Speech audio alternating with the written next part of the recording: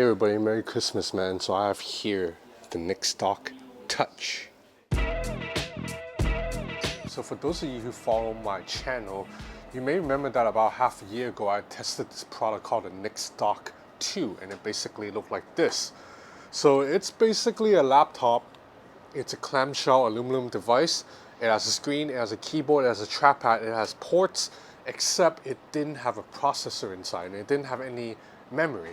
So instead, how you power the device is you plug a smartphone into it and you use your smartphone's processor. Now, if you have a Samsung or Huawei device, that means you can take advantage of the desktop UI that Samsung and Huawei has each developed for their phones. Samsung calls it Dex, Huawei calls it EMUI Desktop. Basically, what you have to do is plug in USB-C into the NexDock and you have yourself a fully functional computer. So I have here now the upgraded version. This is called the NexDock Touch. It looks virtually identical from the outside. It has the same overall dimensions, except the screen is a little bit larger now at 14.1 inches. It's larger because the bezels have been trimmed. On the NexDock 2, the bezels were quite thick, so now we get a more modern design. So now you have a 14.1 inch 1080p LCD display, and as the name suggests, it supports touch functionality. So now you can directly interact with the UI with your finger. Let's go over the hardware first before I plug in a phone. So the overall design looks like many other laptops in the post-MacBook world. You know, this space-grade aluminum finish. The hinge is pretty sturdy. This is as wide as it opens, so not quite 90 degrees, but you see that it doesn't wobble once it's in place. In terms of ports, you get quite a lot of ports. So on the right side, you have an HDMI out. You have this USB-C port that charges the laptop. There's an 8,000 mAh battery inside this device. And this is another USB-C port for data transfer. And over here, this port is to connect to your smartphone. Now on the right side, you have a USB-A 3.0, a 3.5mm headphone jack, and an SD card slot. So that's awesome for someone like me who shoots a lot of videos and takes a lot of photos. I can just plug the card in, immediately read the content. Most laptops nowadays don't give us a card reader, so it's a little bit annoying. Now, as you can see, the keyboard is pretty much a full-size keyboard. Keys are evenly spaced. You have a number row right here, F keys right here. Now, this trackpad, although decent size, unfortunately is the weak link of this whole hardware here. The trackpad is just a little bit jumpy, a little bit finicky to use. I'll show you later. Enough talking, let's plug in a phone and test it out. So let's plug in the Galaxy Note 20 Ultra. So like I said, the NexDock Touch has an 8,000 mAh battery, so the whole time it's running, it's using the laptop's battery, and it'll keep your phone charged. So that means you don't have to worry about your phone running out of juice.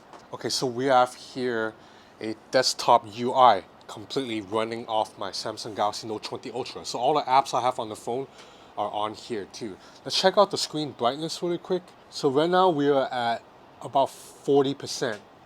We'll go up to max brightness.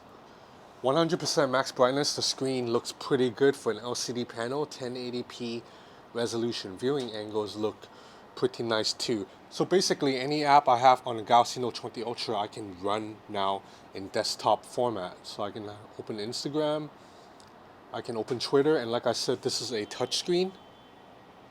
You can open Google Play Store and download apps directly. Now you notice that I've been navigating mostly with the touchscreen. That's because the trackpad just isn't that good. Let me show you what I mean. Even though moving around the trackpad is fine, whenever you click into something to tap, sometimes it'll register a false touch and the arrow will move like halfway across the screen when all I did was click into the trackpad. Now fortunately, the trackpad also supports tap to click, so you don't have to physically click into the trackpad every time. But unfortunately, the tapping doesn't always work. Oh, dang girl. But the tapping does not always work. You have to tap it with a bit of force just to get it to work. If you don't tap it hard enough, it won't work, as you can see right here. See, right now I'm trying to close it. It took multiple taps. Don't get me wrong, it's not the worst trackpad in the world to use, but it's definitely not a good trackpad. The good news is, because the NexDock has so many ports, you can just plug in a mouse, or you can use the Galaxy Note 20 Ultra as a trackpad. And to be honest, I prefer to use the trackpad right here more than the trackpad on the NexDock itself. It's just a lot more precise when I'm doing it on the Note 20 Ultra screen. Now, as I mentioned, this keyboard is excellent to type on. So I'm gonna take a typing test right now.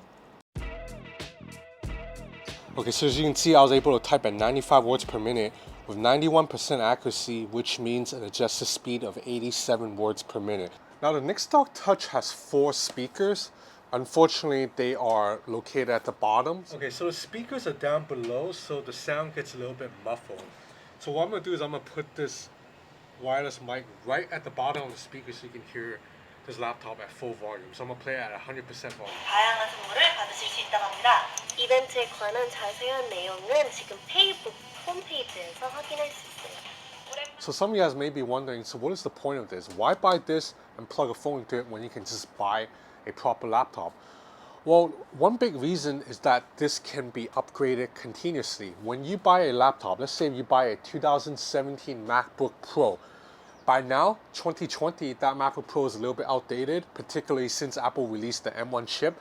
With the NexDock, in theory, every time you upgrade your phone, you're upgrading the processor of this device too.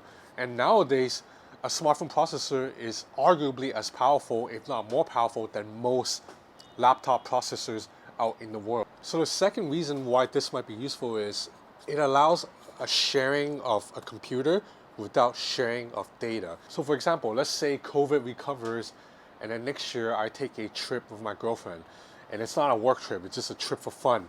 So when you're going on a trip for fun on a holiday, you don't want to be tied to work, so we probably don't want to bring 2 different laptops. But at the same time, it would benefit us to have at least a keyboard and a screen in case we do have to do some last minute emergency work. So in that case, we can just bring the NexDock Touch, one device. So if I need to do an hour of work today, and let's say later on in the evening, she has to type a long email, she plugs in her phone here and she can work off of that. And everything we have worked on remains on our phone and it's not like getting mixed up. When she's on this device, she's not seeing my documents. When I'm on this thing, I'm not seeing her documents. So I definitely see use for this. Unfortunately, right now, the only phones that support the desktop software is Samsung and Huawei. If you plug in an LG phone or OnePlus phone, all you're getting is a screen mirror. So hopefully in the future, other brands like Xiaomi, Oppo, OnePlus, LG will develop something like similar where when you plug it into a monitor, it becomes a full-fledged desktop UI. Because I really think, smartphones are getting more and more powerful. These are basically our personal computers. And it only makes sense that we give it a larger canvas to work off. So anyway, that's about it for this video on the NexDock Touch. This thing sells for $269 US. If you're interested, I have the link in the description below. So that's about it for this video. Have a Merry Christmas, everybody. I should have one more video up before the New Year, so I won't say Happy New Year yet. I'll say it later. Take care. Thanks for watching.